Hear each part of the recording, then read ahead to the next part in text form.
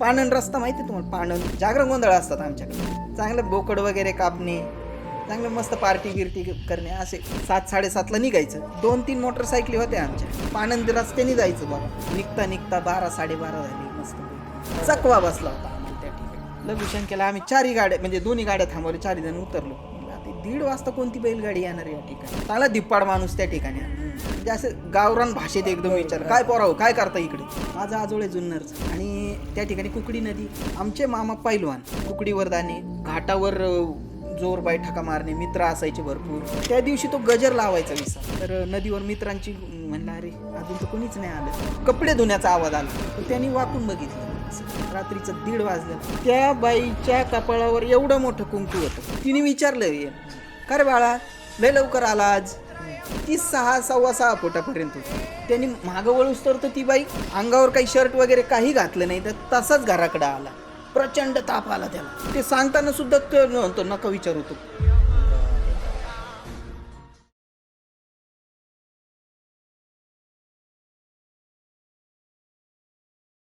नमस्कार मित्रांनो, मी Laxmikant. Cutting the meeting by Chetan Patil या पॉडकास्टवरती आपलं सर्वांचं पुन्हा एकदा स्वागत करतो. आज पुन्हा एकदा तुमच्या आग्रहाखातर आपल्यासोबत आहेत निलेश सर.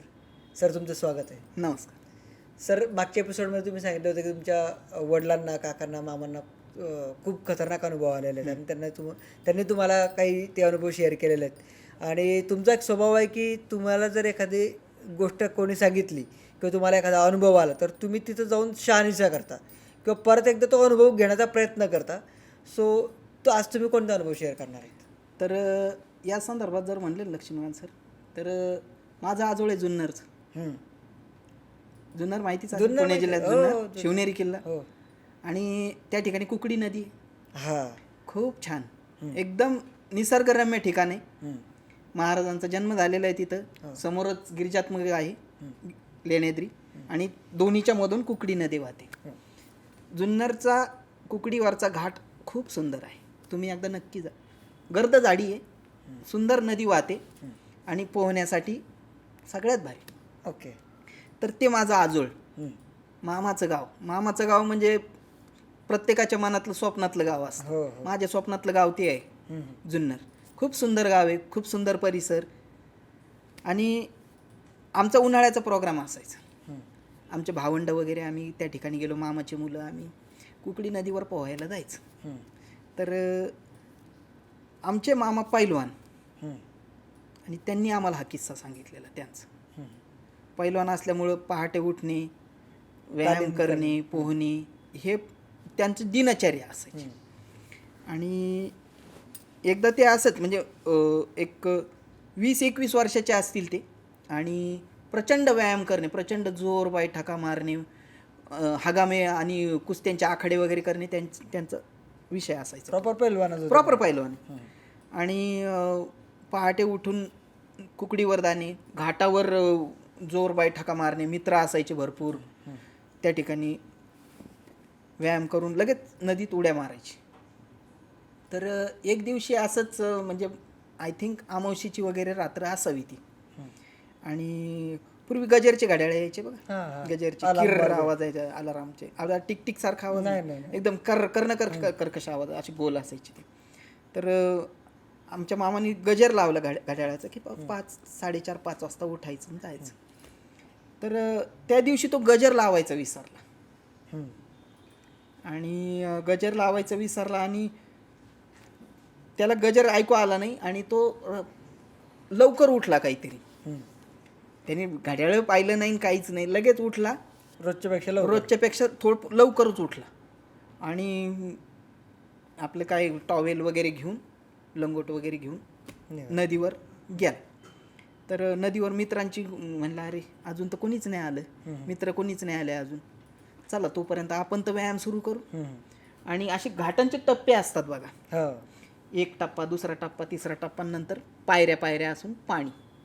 तर तो 3ऱ्या टप्प्यावर काहीतरी व्यायाम करत होता, आणि जोर बाई ठका वगैरे झाल्या, आणि त्यांनी असं, त्याला कपडे धुण्याचा आवाज आला नदीच्या त्या पायऱ्यांवर खाली, थेट नदी जिथून वाहती तिथं.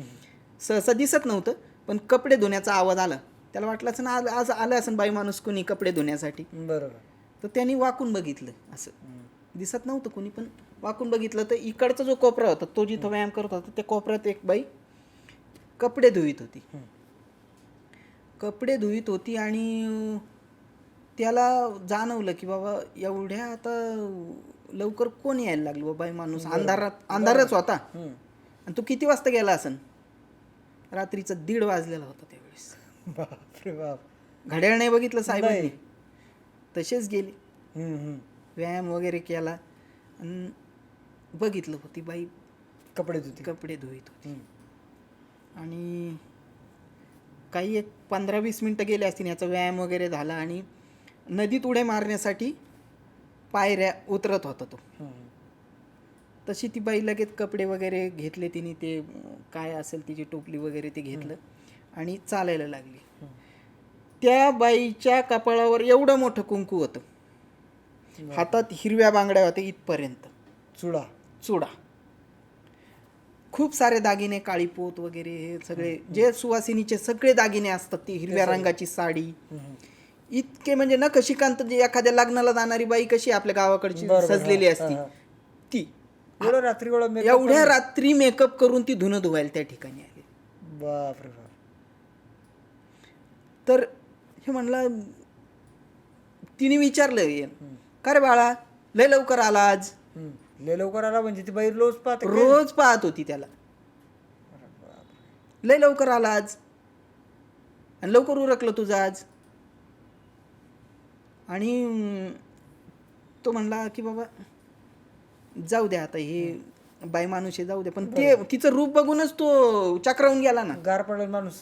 बाबा एवढ्या अंधारामध्ये ही आली आहे आणि धुणं धुतीये, एवढा साजशृंगार करून धुणं धुतीये. म्हणजे तुम्ही एक चित्र समोर आणा की बाबा एवढी साजशृंगार करून बाई धुणं धुतीये आणि उठली तर तिची उंची जरा थोडीशी जास्तच होती. लिटरली आपल्याकडे बायका ह्या 5 पर्यंत जास्तीत जास्त, ती 6-6.25 फुटापर्यंत होती, एवढी उंच होती ती. आणि नखशिकांत सुंदर होती ती. तर निघून गेली ती बाई. तिने ह्याला विचारलं की बाबा तू एवढ्या लवकर कसं काय बाबा. आणि त्याला ते जरा थोडंसं त्यांनी पोहणं सोडून दिलं. त्यांनी मागं वळूस तर ती बाई गायब.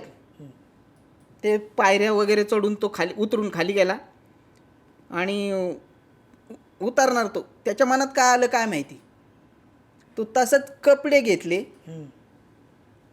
अंगावर काही शर्ट वगैरे काही घातलं नाही, तर तसाच घराकडे आला आणि झोपून घेतलं त्याने.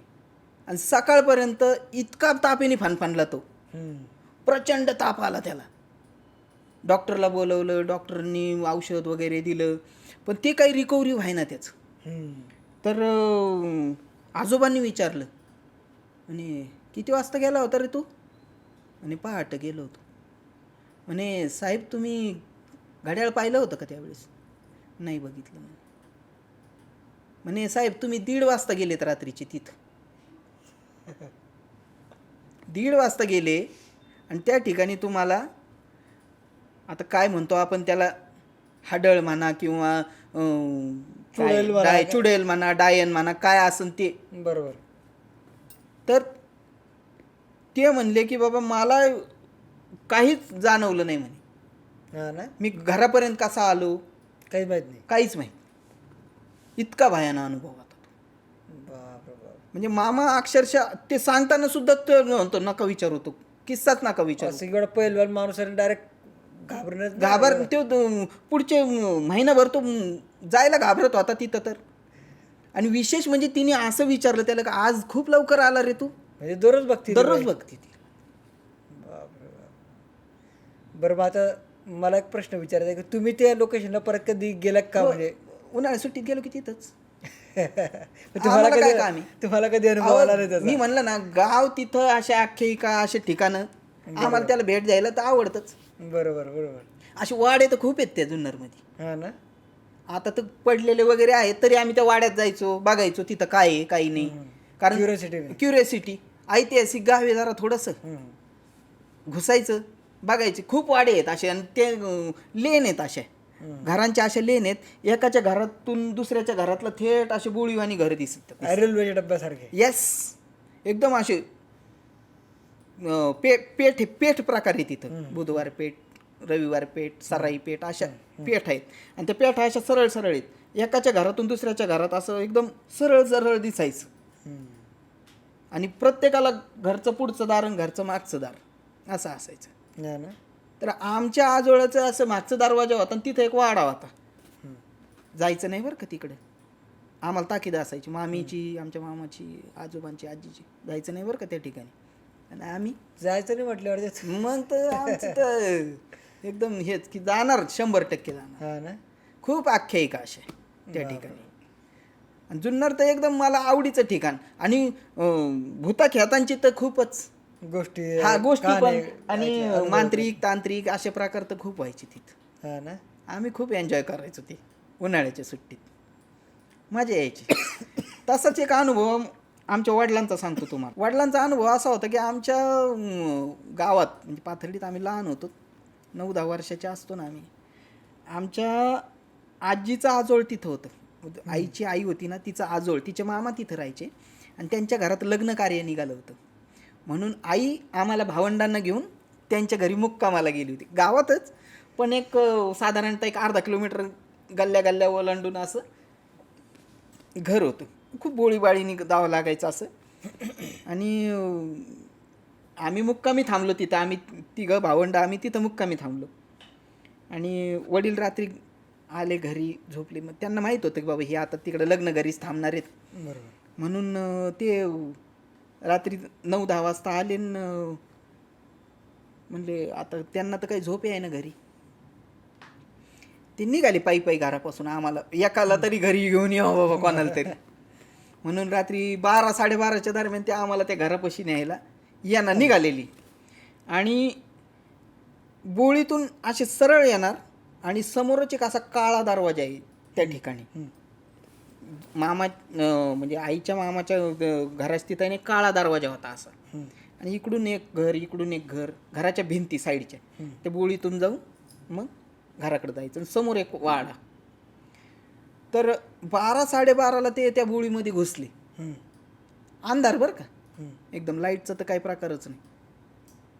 घुसले आणि त्यांना तिथं बाळ घेऊन एक बाई अशी मांडी घालून बसलेली दिसली. लिटरली लाल साडी घातलेली होती, तिने कुंकू होता असं. आणि बाळ तान्हं बाळ एकदम, म्हणजे माझ्या बाळापेक्षा पण थोडंसं लहान बाळ होतं. बाबा ते रडतंय असं एकदम. आणि ते बसलेलं तिच्या गल्लीत त्या ठिकाणी. आणि ते दरवाजे बंद बरं का. त्या वाड्याचा दरवाजा काळा कुट्ट एकदम. शेजारी असा जुनं एक उखळ मांडलेलं, म्हणजे पूर्वी असे उखळ असायचे बघा कुटण्यासाठी. दगडी उखळ होतं तिथं, ते मांडलेलं.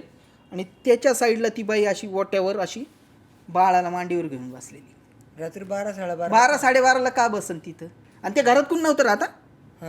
ते घर वर्षानुवर्ष कुलूप त्याला एवढं मोठं. आणि त्या ओट्यावरती बसलेली 12 वाजता रात्री. वडील तुम्हाला वडील प्रचंड घाबरलेली.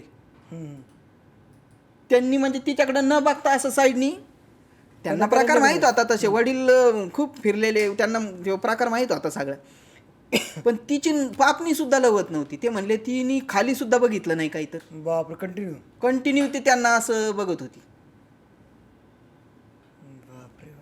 म्हणजे ती हे नजरेच्या आड जाऊस तर ती बघत होती.